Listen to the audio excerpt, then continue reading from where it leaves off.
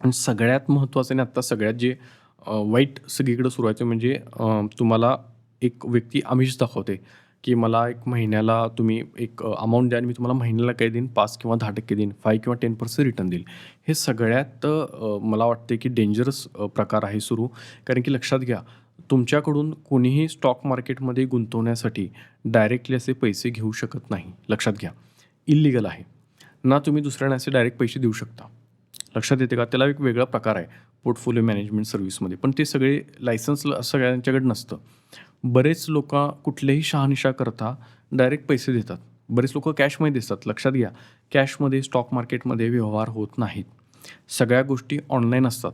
तुमची bank link असते तुमच्या डीमॅट अकाउंटला आणि तुमच्या बँकेतून पैसे ट्रान्सफर करायचे असतात तुमच्या अकाउंटला. लक्षात घ्या, तुम्ही दुसऱ्यांच्या भलत्याच व्यक्तीच्या अकाउंटवर पैसे ट्रान्सफर करायचे नसतात. हे डोक्यात पक्कं ठेवा. कुठल्याही व्यक्तीला असं स्टॉक मार्केटमध्ये माझ्याकडनं पैसे घेणे गुंतो, हे इल्लीगल आहे. मी वारंवार सांगतोय. ना कुणाला पैसे द्यायचे, ना कुणाकडून पैसे घ्यायचे. स्टॉक मार्केटसाठी सांगतोय. तुम्हाला पैसे जर इन्व्हेस्ट करायचे असेल, तुम्ही स्वतःहून करायचं आहे. तुमचं स्वतःहून लॉग इन करायचं आहे. बरेच लोकं दुसऱ्यांना लॉग इन पासवर्ड देऊन टाकतात.